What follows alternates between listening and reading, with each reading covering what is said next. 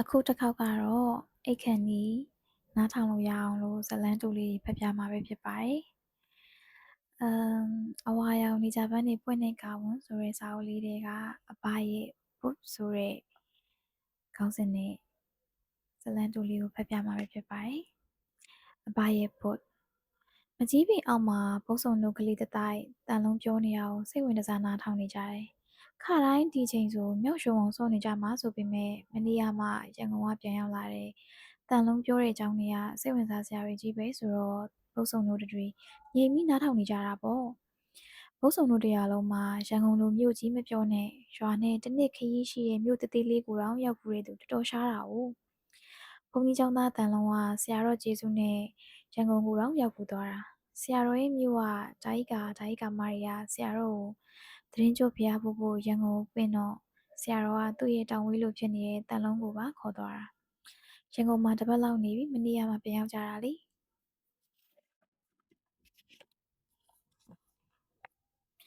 ရန်ကုန်ဆိုတာကြီးอ่ะကွာကြီးလိုက်တာမှနိုင်ငံခြားကြီးကြာနေရပဲငါတို့တဲတဲ့ဘုန်းကြီးကျောင်းကြီးဆိုတာလေငါတို့ရွာတဝက်လောက်ကိုကျဲတာဟဲ့ကောင်ကြီးကားတွေဆိုတာလမ်းပေါ်မှာပြည့်နေတာကွာမြင်မကောင်းသတင်းကြိုမီလုံးနေဆိုတိုက်ကြီးတွေမှာအပြည့်ကိုထွန်းလာတာလှလိုက်တာကွာမင်းတို့မြင်စေချင်တယ်အဲ့ဒါလို့ပါဇက်ကြီးနဲ့အပြေအားရပါရကိုပြောနေတာဘုတ်ဆောင်ကမြို့ကြီးကျောင်းတွေကိုစိတ်ဝင်စားပေမဲ့တန်လုံးကိုပြောနေတာသိတော့အမြင်ခက်ခက်နဲ့မိခွန်းနေပါရီမမေးပဲတိတ်စိတ်ဝင်စားသလိုနေလိုက်တယ်ငါတို့ပြန်နေနေမှာလေအဲ့ဒီဘုန်းကြီးကျောင်းကအကိုတယောက်က Facebook ဆိုတာကြီးကိုငါ့ကိုပြတယ်ကွာတာတီးကဘာလဲကွာ Facebook ကလို့မေးတယ်ငါလည်းပြန်ကန်နီးဖြစ်နေပြီဆိုတော့တေချာတော့မမေးခဲ့ရအောင်အဲ့ဒီ Facebook ကနေတကဘာလုံးကအကြောင်းတွေကိုကြည့်လို့ရတယ်တဲ့တငယ်ချင်းအစ်စ်တွေလည်းအများကြီးရှိရဲ့တဲ့မင်းဟာဟုတ်လို့လားကွာဖြစ်မှမဖြစ်နိုင်တာမသိဘူးလေကွာအဲ့ဒီအကိုကတော့အဲ့အတိုင်းပြောတာပဲကလေးတွေကသူတို့တေချာမသိတဲ့ကိစ္စဆိုတော့စိတ်ဝင်စားကြပဲရေခဲမှုတ်စားခဲ့လားတလိษံဥယျာဉ်ရောက်ခဲ့လားခြားရဟတ်ကြီးစီးခဲ့လားပဲမေးကြတယ်ဘုတ်ဆောင်ကတော့ခုနအတန်လုံးပြောတဲ့ Facebook ဆိုလားဘာဆိုလားအဲ့ဒါကြီးကိုစိတ်ဝင်စားတယ်တငယ်ချင်းတစ်တွေရှာလို့ရတယ်လေရွာမှာတငယ်ချင်းနည်းနည်းလေဘုတ်ဆောင်ကတငယ်ချင်းအများကြီးရကျင်တာတခြားမျိုးကလူတွေနဲ့လည်းတငယ်ချင်းဖြစ်ချင်တယ် Facebook ဆိုတာဘလို့ဟာပါလဲအဘစီမှာရှိရဲ့တောတက်တဲ့ဘိုးဆိုတာကြီးလိုမျိုးလားဘိုးဖက်နှက်ကြီးလားဘလို့ဟာလဲဆိုတာကိုတော့တန်လုံးကိုမေးမလို့လုံနေတော့ဘိုးဆောင်ရဲ့ညီမလေးမိနွယ်ရောက်လာတယ်အမ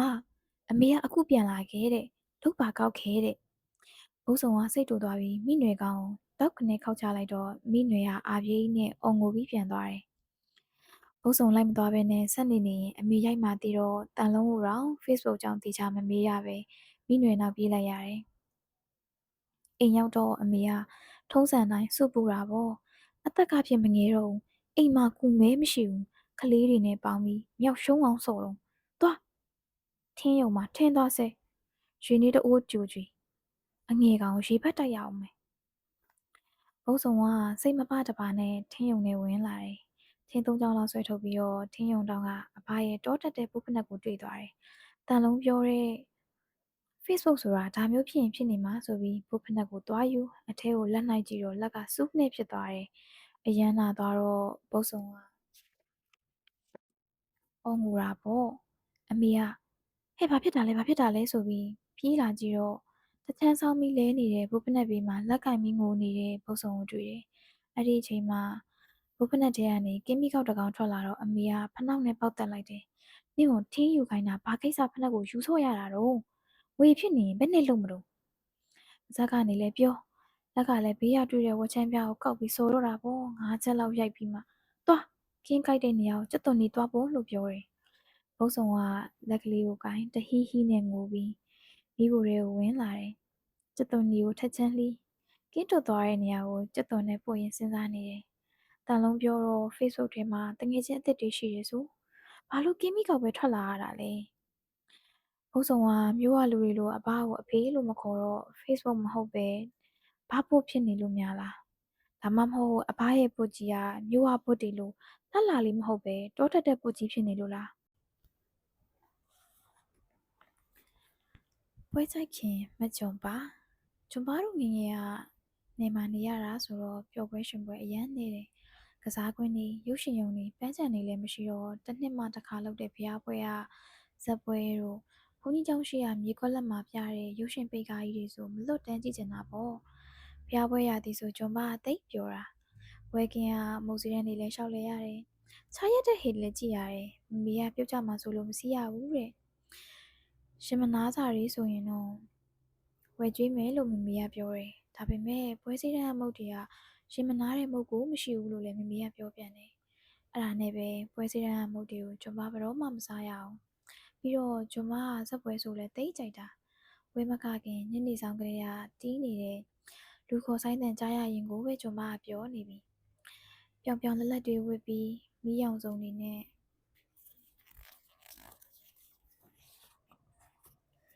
ခကြမဲ့မင်းသားမင်းသမီးတွေကိုညလုံးပေါက်ထိုင်အားပေးချင်တာဒါပေမဲ့မမေရောဖေဖေရောကဇက်ပွဲဆိုမကြိုက်ကြဘူးကျွန်မပူစားမှသာပွဲစည်းတန်းကိုဆိုင်ကယ်နဲ့တစ်ပတ်နှစ်ပတ်လောက်လှည့်ပြပြီးအိမ်ပြန်ခေါ်လာကြတယ်အဲ့ဒီလိုနဲ့ပဲကျွန်မကတစ်နှစ်မှပွဲလဲကောင်းကောင်းမကြည့်အောင်ပွဲမှုစည်းတန်းမုတ်တွေလည်းမစားဘူးခြားရဟတ်တွေလည်းတစ်ခါမှမစီးဘူးခဲ့ဘူးဒါပေမဲ့ကျွန်မကတော့မြို့ရဲဇက်ဖွဲ့ကားဝင်လာပြီဆိုတဲ့အတန်ကြားရင်ပဲဖြစ်ဖြစ်ညနေဘက်ဆိုင်းတန်ပုံတန်စကြရင်ပဲဖြစ်ဖြစ်ခုံပေါက်ပြီးပျော်တာပဲဇက်ပွဲလုပ်တဲ့ကွင်းကြီးနဲ့နီးတဲ့နားမှာမမစ်တငယ်ချင်းဆရာမတစ်ယောက်နေတယ်ကျွန်မကသူ့ကိုအန်နီအေးလို့ပဲခေါ်တယ်အဲ့ဒီနှစ်ဘုရားပွဲကြတော့တခြားမြို့မှာရှိတဲ့အန်နီအေးတူမတွေကအန်နီအေးစီလာလေကြတယ်လေဘုရားပွဲနဲ့ကြုံတော့ပွဲကြည့်ရတာကြိုက်တဲ့အန်နီအေးတူမတွေကပွဲကြည့်ကြမယ်ဆိုတော့အန်နီအေးကသူတို့နဲ့အဖော်လိုက်ကြည့်ရမယ့်အကြောင်းမမေကိုပြောပြရင်ဂျုံပွဲမကြည့်ဘူးလားတတိယသွားတော့အန်နီအေးကဂျုံမကိုသူနဲ့ထည့်ပေးလိုက်ဖို့မမေကိုပြောတယ်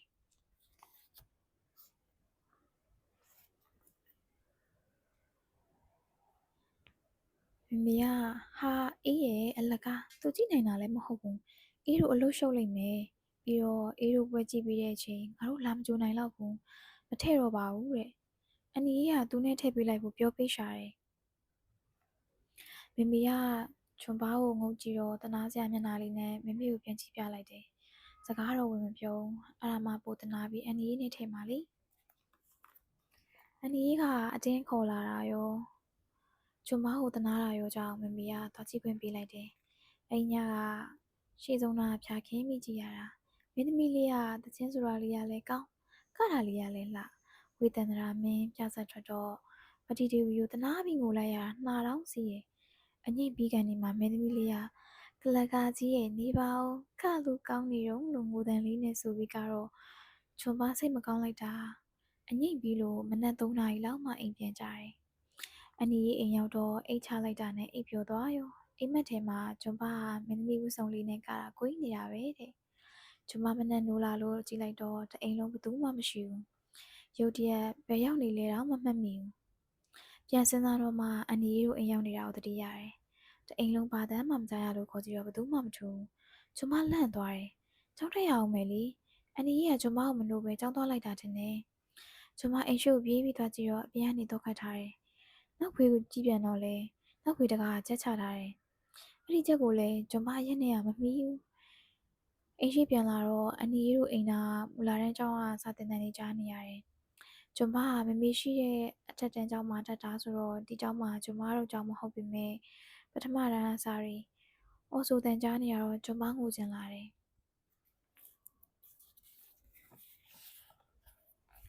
အိမ်တကားကလည်းဖွင့်မရလို့အထဲမှာပိတ်မိနေတာကိုရောစာရီနောက်ကျကုန်မှနဲ့ဒီနေ့ဖြတ်ထားတဲ့အတွက်စာရီအများကြီးပြန်ကူးရမှာကိုစိတ်ပူတာရောဆရာမကဘာလို့ကျောင်းမလာတာလဲလို့မေးပွဲကြည့်တာများပြီးအိယာထားနောက်ကျတာလို့ဖြေရမှာရှက်စရာကြီးလို့တွေးပြီးငိုချလိုက်ရောဟီဟီဟီလို့စပြီးငိုလိုက်တာအချိန်ရလာတော့အတန်တဖြည်းဖြည်းကျွေလာတယ်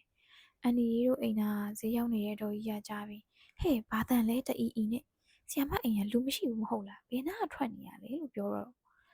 အနီနာမှာရှိကြတဲ့သူတွေပါကြားသွားပြီးအန်ဒီရဲ့အိမ်သားကိုလာကြည့်ကြတယ်အန်ဒီတို့အိမ်ကခြေတန်းရှိအိမ်ဆိုပေမဲ့ဘေးမှာလှီကားရှိတယ်ဈေးရောက်တဲ့အတော်ကြီးကလှီကားကနေတက်လာပြီးအထဲမှာဘာတူလဲလို့မေးတယ်ဂျွန်ပါမန်းတီသွားတော့သူထုတ်ပေးမယ်ဆိုပြီးလှီကားကနေပြန်ဆင်းသွားတယ်ခဏကြာတော့ခေါင်းရင်းဘက်ကနေ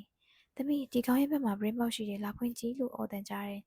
ဂျွန်ပါလည်းအန်ဒီအေးရဲ့အိတ်ခမ်းထဲဝင်ပြီးဂရင်ပေါ်တက် brain box ကိုအားနဲ့ဖွင့်ကြည့်ပြီးအောက်ကိုငုံကြည့်လိုက်တော့